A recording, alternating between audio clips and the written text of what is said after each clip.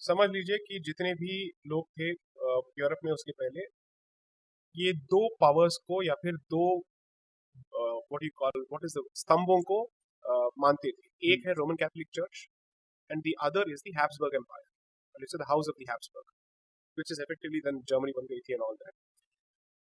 Christianity का ठेका इन दोनों ने ले रखा, और जो ये कहेंगे यही क्रिश्चियनिटी होगा। सो Christianity was effectively the religion of the Roman Catholic priests and the church.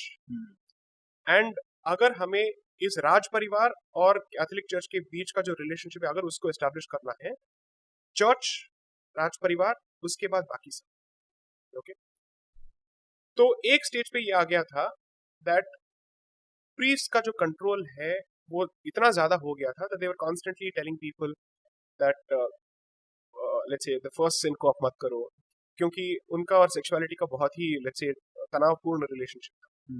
Church has never been able to reconcile itself with sex and sexuality. Therefore they have a very troubled relationship.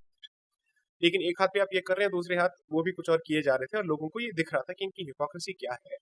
जिस चीज के खिलाफ आप हमसे कहते हैं कि आप इससे बच के रहो, वो चोरी छिपे करते रहे, और वो भी बच्चों के साथ करते रहे और आज भी करते हैं, right. So this is effectively what they came out. फिर ये भी हो रहा था कि चर्च के बाहर एक अलग सा मोनास्टिक ऑर्डर एस्टैब्लिश होना शुरू हो चुका था, जो एक्चुअली रेफॉर्मेशन की ओर जा रहा था। रेफॉर्मेशन का मतलब कुछ और ही था, विच इज टू से कि आप अपने आप को इतना शुद्ध कीजिए और सेक्स से इतना बचिए कि जब यीशु फिर से आ जाए आप उनके काबिल बने। So you getting ready for the second coming, that's the meaning of reformation. Reform yourself spiritually to such an extent that you deserve the second coming. अब ये इटर्नल प्रोसेस है, ये तो कंटिन्यू होता रहेगा, क्योंकि किसी को नहीं पता कब होगा। मतलब हर साल कोई कहता है कि इस साल आएंगे उस साल आएंगे, लेकिन कभी आए नहीं, पता नहीं आएंगे नहीं, we don't know, but this is the process, right. तो इस रेफॉर्मेशन प्रोसेस को, एंड ये जेकब डी रूवर की बुक में बहुत अच्छा है, these are portions from him, I don't want to take credit for something that somebody else has done, okay. In his book Europe Secularism and the Europe India and the Limits of Secularism, that's a fantastic book, that's what people should read primarily. तो उसमें उन्होंने ये बोल रखा है कि इस monastic order को देख देख के लोगों ने कहा चर्च से ये लोग बेहतर हैं, तो इन मोनास्टिक ऑर्डर्स को चर्च ने कोऑप्ट कर लिया। उनकी अपनी नीति थी। ये कोऑप्शन का जो स्ट्रैटेजी हम आजकल कहीं और देखते हैं, तो चर्च ने वही किया था कि ये लोग इसको देख के अगर इनसे प्रेरणा ले रहे हैं तो हम इनको अपना भाग पर लेते हैं। ये टिपिकल एक्विजिशन हो गया, कॉर्पोरेट एक्विजिशन हो गया, उन्होंने एक्वायर कर लिया, और मोनास्टिक ऑर्डर्स के जितने भी मंक्स थे इन्होंने बिशप्स उनको बनाना शुरू कर दिया। बट अनफॉर्चुनेटली जो टाइड स्प्रेड हो रहा था एंटी चर्च के खिलाफ एंड एंटी कैथोलिक चर्च के खिलाफ, वो ज्यादा हो चुका था, because the stories of lecherous monks, gluttonous monks, let's say sexually perverted monks, ये बहुत ज्यादा हो चुका था, I mean priests so to speak.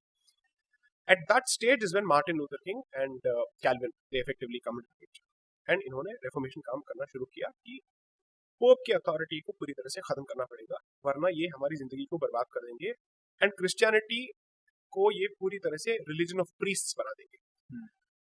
पंडितों के खिलाफ या प्रीस्ट के खिलाफ जो घृणा है ये वहीं से शुरू हुई थी, और इसी को उन्होंने बाकी जगह पे इम्पोर्ट किया था, सिर्फ भारत में नहीं है। जब भारत की बात होगी हम बात करेंगे। एक और इम्प्लीकेशन, एब्सोल्युटली सीधा इम्प्लीकेशन, एंटी क्लेरिकल सेंटिमेंट जो है या फिर प्रीस्ट क्लास के खिलाफ जो सेंटिमेंट है और यहूदियों के खिलाफ जो सेंटिमेंट है, ये वहीं से शुरू होता है, because even in Orthodox Judaism और ओरिजिनल जुडाइज्म प्रीस्ट का अपना एक रोल है। सो अगर आप बाइबल में देखेंगे, the synagogues and all of these are called as dens of corruption and all that. That's how Jesus is seen as referring to them. और ये लकड़ी लेके जाते हैं, उनको मारते हैं and all that. That's what is the reference. So priestly class के खिलाफ जो घृणा है, ये reformation का एक सीधा प्रोडक्ट है। बच्चा है उसका, not even some let's say होता नहीं है, सीधा डायरेक्ट प्रोडक्ट ही है। तो उस सेंटिमेंट को वो आगे करते गए, and at one stage Reformation had spread in several parts of Europe. And दोनों बीच ग्रुप्स के बीच में पहले एक ट्रीटी हुआ था around I think 1555, the treaty of Augsburg की समझौता कर लेते हैं, एंड रोमन कैथोलिक चर्च ने ये कह दिया था कि हम दो व्हाट इज दिस डिनोमिनेशंस या संप्रदाय को रिकॉग्नाइज करेंगे, एक है Roman Catholic church and the other is Protestantism. But उन्होंने तब भी लूथरनिज्म को एक्चुअली रिकॉग्नाइज किया था, they did not recognise Calvinism. होते होते finally after the 30 year war जब ट्रीटी ऑफ वेस्टफालिया आता है, तब तीनों डिनोमिनेशंस को ऑफिशियल डिनोमिनेशंस ऑफ क्रिश्चियनिटी का दर्जा दिया जाता है, लूथरनिज्म, कैल्विनिज्म एंड रोमन कैथोलिसिज्म, तीनों को दिया जाता है। एंड ये कहा जाता है कि जितने भी यूरोप के स्टेट्स हैं और जिनके जितने भी राज परिवार हैं उनके पास अभी ये अधिकार होगा कि आप अपने टेरिटरी के लिए इन तीनों डिनोमिनेशन से जिसका भी चुनाव करेंगे ये अधिकार आपका होगा, रोमन कैथोलिक चर्च इसके साथ हस्तक्षेप नहीं कर सकता। So therefore the concept of a nation state and the concept of a denominational identity effectively went hand in hand. So this is the meaning of the separation, and in strictly speaking you should call it separation of the Roman Catholic Church from the state. It's not just the church.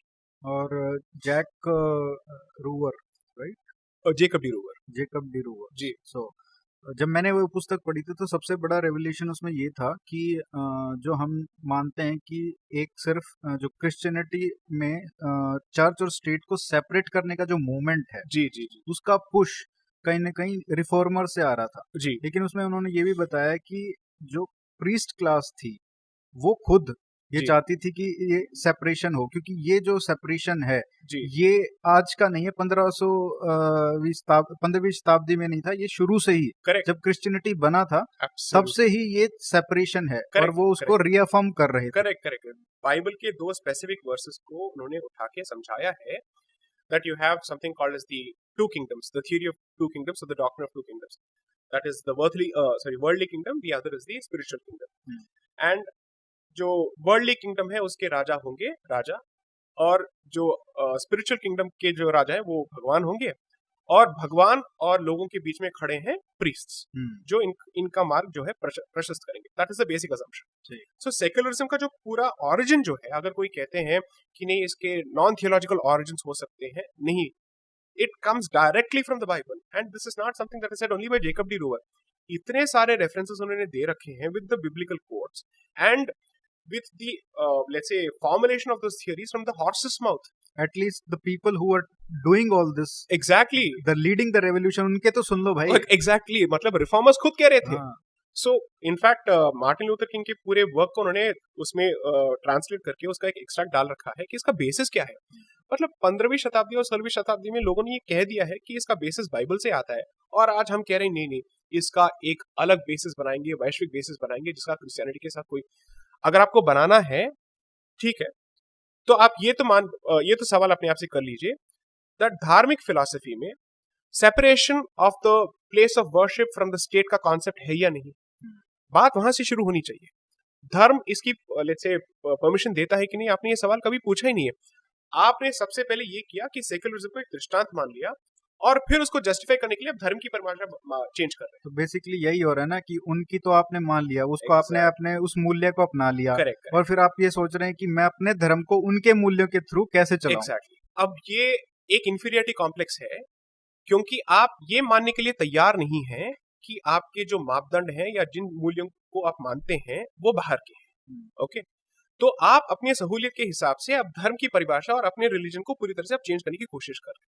अगर confidence है and अगर आप सच में स्वतंत्र होना चाहते हैं और अपने तंत्रों के साथ जीना चाहते हैं या उसके बेसिस पे जीना चाहते हैं, तो ये बेसिक मूल प्रश्न तो कीजिए कि हम इसमें भरोसा करते हैं या नहीं करते हैं, एंड हमारे लिए धर्म और राज्य और राष्ट्र के बीच का रिलेशनशिप क्या है, इसके सिद्धांत क्या है।